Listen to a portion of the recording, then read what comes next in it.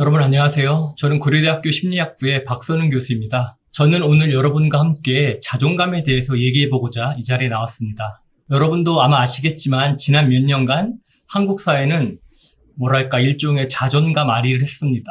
그래서 처음에는 낮은 자존감으로 고통받는 사람들을 위로하는 책이 나오다가 자존감을 높여주겠다는 책도 나오고, 나아가서는 아이의 자존감, 엄마의 자존감, 리더의 자존감, 심지어 세일즈맨의 자존감, 이런 주제의 책들도 쏟아져 나오곤 했었었죠. 심리학자로서 한국 사회에서 이렇게 자존감에 대해서 많은 관심을 갖는 것은 반가운 일이긴 하지만, 다른 한편으로는 이 정보의 홍수 속에 좀 잘못된 내용도 있는 것 같아서 그에 대해서 좀 얘기를 해보고자 합니다. 제일 먼저 말씀드리고 싶은 것은 자존감이 하나의 색깔이 아니라는 겁니다. 똑같이 자존감이 높다고 하더라도 사람마다 그 의미가 다를 수도 있다라는 얘기죠. 그래서 이 주제에 대해서 이야기를 하려면 실은 미국에서 있었던 역사적 사건, 미국의 자존감 운동 얘기를 꺼내야 될 것 같은데요. 1970년대까지 이루어졌던 자존감 연구를 살펴보면 자존감에 대해서 긍정적인 내용이 엄청 많았습니다. 예를 들어서 자존감이 높은 사람은 공부도 잘하고 돈도 더 많이 벌고 환경 보호에도 앞장서고, 이런 식의 엄청나게 긍정적인 측면들이 자존감이 높은 사람들에게서 발견되었습니다. 이러한 결과를 바탕으로 캘리포니아의 주지사는 엄청난 결단을 내리게 되는데요. 그게 뭐냐면, 자존감이 이토록 좋은 특성과 연결이 된다고 하니 우리가 그럼 자존감을 인위적으로 높이게 되면 우리 캘리포니아 주민들이 보다 더 성공적이고 좋은 삶을 살게 되지 않을까? 이런 생각을 하는 거죠. 그래서 무슨 일을 하냐면 학교에 다니는 학생들에게 자존감 교육을 시킵니다. 일주일에 한 10시간 정도씩 자존감을 인위적으로 끌어올릴 수 있는 그런 활동을 시키는 거죠. 내가 얼마나 위대한지에 대한 노래를 부르기도 하고, 내가 무엇이 잘났는지 이런 얘기를 발표를 시키기도 하고, 운동 경기 같은 거 할 때는 점수를 매기지 않고, 왜? 자기네가 지면 기분이 나쁘고 자기 가치가 떨어질까 봐. 경기가 끝나고 나면 승자와 패자의 구분 없이 모든 사람에게 트로피를 나눠주는 등, 이런 식의 자존감 운동을 몇 년에 걸쳐서 벌이게 됩니다. 그래서 이 자존감 운동은 정말 기대하던 효과를 얻었을까요?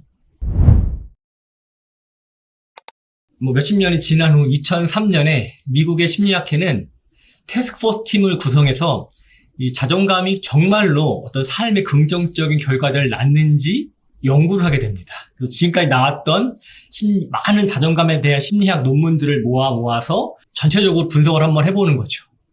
그 결과가 무엇이었을까요? 당연히 그렇게 큰 영향력이 없다라는 것이었습니다. 왜 그럴까요? 원인과 결과를 헷갈린 거죠. 성공적으로 좋은 삶을 사는 사람들이 좋은 삶에 대한 결과로서 높은 자존감을 누렸던 것인데, 이 캘리포니아 주지사는 자존감을 끌어올리게 되면 그런 좋은 삶을 살게 될 거라고 원인과 결과를 거꾸로 생각을 하게 된 거죠. 그래서 누군가는 좋은 삶을 산 결과로 높은 자존감을 갖게 되고, 또 다른 누군가는 자존감 운동에서처럼 거울을 보면 나는 괜찮은 사람이다, 나는 훌륭한 사람이다, 이렇게 마치 주문을 걸듯 자기 자신의 가치를 인위적으로 높이려는 이런 노력을 통해서 스스로 자기가 높은 자존감을 갖고 있다고 생각을 하게 되는 거죠. 그렇다고 하면 두 가지 서로 다른 자존감을 어떻게 구분할 수가 있을까요? 거기에 대해서 획기적인 연구를 했던 사람이 미국의 마이클 커니스라고 하는 심리학자였습니다. 사람들에게 한 일주일, 열흘, 일정 기간 동안에 하루에 3번 혹은 하루에 4번 알람을 딱 주게 되면, 이 연구에 참여했던 사람들은 딱 알람이 오는 순간에 느끼는 그 시점에서 느끼는 자신의 어떤 자존감 정도를 기록하는 겁니다. 그렇게 되면 자존감에 대한 기록이 한 20 몇 번, 30 몇 번 정도 나오겠죠. 그리고 나서 무엇을 하냐면 그 20 몇 번, 30 몇 번에 거친 자존감의 기록들이 그 수준이 얼마나 일정하게 유지되는지, 아니면 얼마나 이렇게 출렁출렁 하는지를 보는 거죠. 그랬더니 어떤 사람들은 비교적 일정하게 높은 자존감을 유지하는 반면에, 어떤 사람은 이 순간엔 높았다가 저 순간엔 낮았다가 또 다시 높아졌다가 낮아졌다가 높아졌다가, 이런 식의 불안정한 특성을 보였다라는 겁니다. 그럼 왜 이런 차이가 날까요? 인위적으로 자존감을 높이려고 했던 사람들은 자존감의 근거가 없죠. 왜냐면은 그냥 자기가 거울을 보고 아니면 뭐 그냥 자기 머릿속으로 자기가 훌륭하다, 난 뛰어나다라고 계속해서 외치기만 했으니까 자기에 대한 판단을 뒷받침해줄 만한 현실이 없는 거죠. 그런 상황에서 뭐 시험을 봤는데 점수가 좀 적게 나왔다거나 뭐 리포트를 냈는데 뭐 교수나 혹은 상사가 별로 좋지 않은 평가를 내렸다거나 하면 그 순간 자존감이 출렁하는 거죠. 내 높은 자존감의 근원이 내 안에서 단단하게 있지 않고 어떤 주변에서 나에게 주는 긍정적인 혹은 부정적인 평가에 따라서 올라갔다가 내려갔다가 올라갔다가 내려갔다 이렇게 불안정한 특성을 보였다라는 겁니다. 이러한 결과를 바탕으로 심리학자들은 높은 자존감에도 두 가지 종류가 있는 것 같다라는 결론에 이르게 됩니다. 그리고 하나를 튼튼한 자존감, secure self-esteem이라고 부르고 또 다른 하나를 연약한 자존감, fragile self-esteem이라고 부릅니다. 튼튼한 자존감을 가진 사람들은 그 높은 자존감을 유지할 수 있는 그 근거가 자기의 인생 자체에 있는 거죠. 나는 지금껏 열심히 노력해서 좋은 성적을 얻었고 뭐 모든 경우에 성공한 건 아니지만 그래도 내가 노력해서 뭔가 노력한 만큼의 성취를 얻었고 뭐 난 좋은 대인관계를 갖고 있고 뭐 이러저러한 미래에 대한 목적도 있고 이런 식으로 자기 삶 속에 자기 자신 안에 어떤 높은 자존감의 근거가 될 만한 사항들을 갖고 있는 겁니다. 그렇기 때문에 주변 상황에 대해서 크게 흔들림이 없는 거죠. 물론 이런 사람들도 상사가 욕을 하고 시험 성적이 안 좋으면 당연히 뭐 기분이 순간적으로 안 좋긴 하겠지만 그래도 그게 출렁이는 정도가 훨씬 덜하다는 거죠. 반면에 연약한 자존감을 가지고 있는 사람들은 자기 안에 높은 자존감의 근거가 있지 않죠. 왜냐하면 자기가 그냥 그렇게 혼자 생각했던 거니까. 그렇기 때문에 현실에서 오는 주변 사람들, 상황의 반응에 민감하게 반응을 하게 되는 겁니다. 그래서 여러분들은 여러분의 자존감이 얼마나 안정적으로 유지되는 것 같은지에 대해서 한번 생각해 볼 필요가 있습니다. 나는 주변 상황에 의해서 쉽게 좌지우지 되는지 아니면 비교적 내가 괜찮은 사람이라고 하는 이 판단은 이 높은 자존감은 주변 상황에 구애받지 않고 비교적 안정적으로 유지되는지 생각을 해볼 필요가 있죠. 찬찬히 고민해 볼 필요가 있습니다. 그리고 여러분이 만약 지금 낮은 자존감으로 힘들어 하신다고 하면 저는 두 가지 방법을 제안드리고 싶습니다.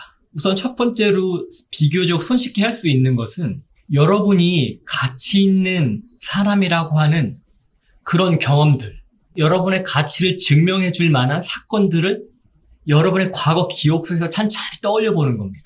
당장 기억이 안 나면 실은 뭐 과거에 썼던 일기 같은 것을 이렇게 살펴볼 수도 있겠죠. 일기에도 별 내용이 없다고 하면 여러분 부모님이나 뭐 형제 자매들에게 물어볼 수도 있고 실은 여러분 친구에게 물어봐도 괜찮습니다. 여러분 친구가 여러분의 곁에서 최소한 몇 년은 있었을 텐데 여러분이 갖고 있는 장점이 뭐 한두 개 있었을 거 아니겠어요? 내가 뭐 세상에서 가장 잘난 사람은 아니지만 그래도 남들만큼 가치 있는 사람인 것 같다.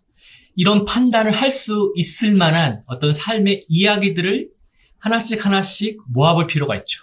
제가 이런 얘기를 하고 다니면서 저도 한번 생각을 해봤어요. 아, 그럼 나는 언제 그런 생각을 했었지? 그래서 아주 어렸을 때부터 기억을 좀 더듬어 보니까 저의 경우에는 가장 먼저 떠올랐던 기억이 초등학교 때의 기억이더라고요. 그때 전 누나가 둘이 있는데 토요일이었고 제가 어렸을 때 토요일날 학교를 갔답니다, 여러분. 아침에는 비가 없어서 안 와서 우산을 안 가지고 갔는데 수업이 끝날 때쯤 되니까 비가 오는 거예요. 그래서 제가 좀 더 일찍 끝나니까 저는 비를 맞고 이렇게 집에 왔어요. 근데 뭐 엄마가 누나들도 비 맞을지 모르니까 우산을 좀 갖다 줘라 이렇게 얘기를 하셨죠. 그래서 제가 어떻게 했냐면 저는 이미 비를 맞았잖아요. 그러니까 우산을 두 개를 손에 딱 쥐고 막 달려갔어요, 이렇게. 빗속을 헤치면서. 그리고 누나들 딱 만나서 누나들한테 딱 두 개를 주고 또 다시 막 달려갔어요.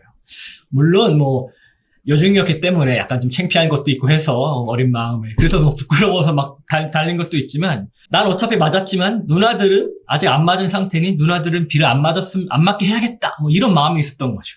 그래서 막 달려서 그 누나들에게 딱 갖다 준 거예요.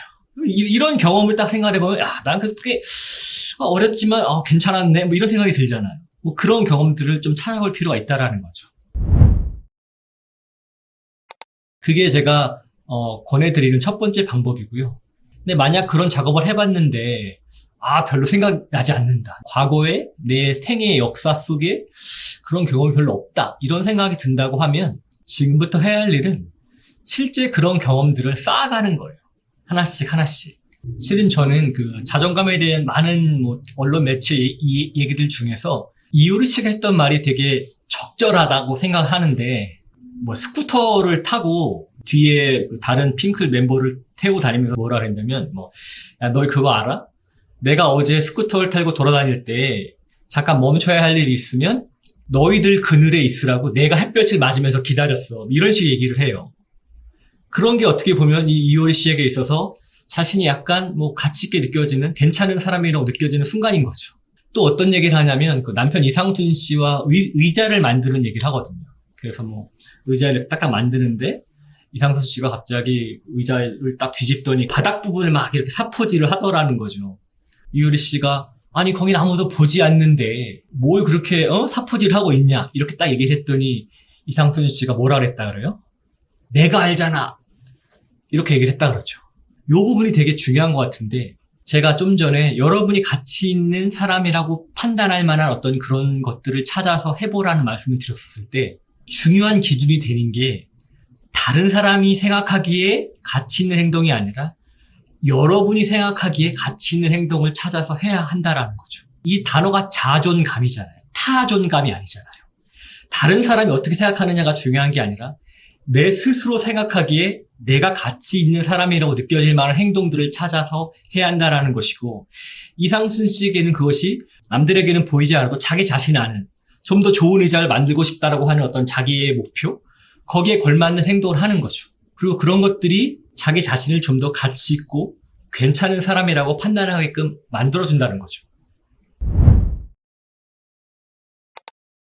자존감은 우리가 적극적으로 추구해야 할 목표가 아니라 좋은 삶을 산 대가로 얻는, 따라오는 결과 같은 겁니다. 그래서 만약에 여러분이 지금 낮은 자존감 때문에 고민하고 계신다면 어떻게 하면 이 자존감을 좀 끌어올릴 수 있을까 너무 고민 생각하지 마시고 오히려 그에 대한 어떤 질문을 좀 잊어버리시고 조금씩 하나씩 내가 중요하다고 생각하는 일이 무엇인지를 찾아서 그거를 하나씩 이뤄나가는 그런 삶을 준비하시는 게 좋을 것 같습니다. 생각해보면 그러한 인생 이야기들은, 그러한 나의 경험들은 정말 그 누구도 뺏어갈 수 없는 나만의, 내가 만들어낸 나의 경험이잖아요.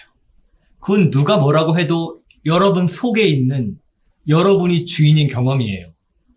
그런 경험들을 많이 쌓아 나갈 때 비로소 우리는 우리 스스로 최소한 남들만큼은 가치 있는 사람이라는 판단, 즉 높은 자존감을 갖게 되고 또 유지할 수 있을 거라고 생각합니다.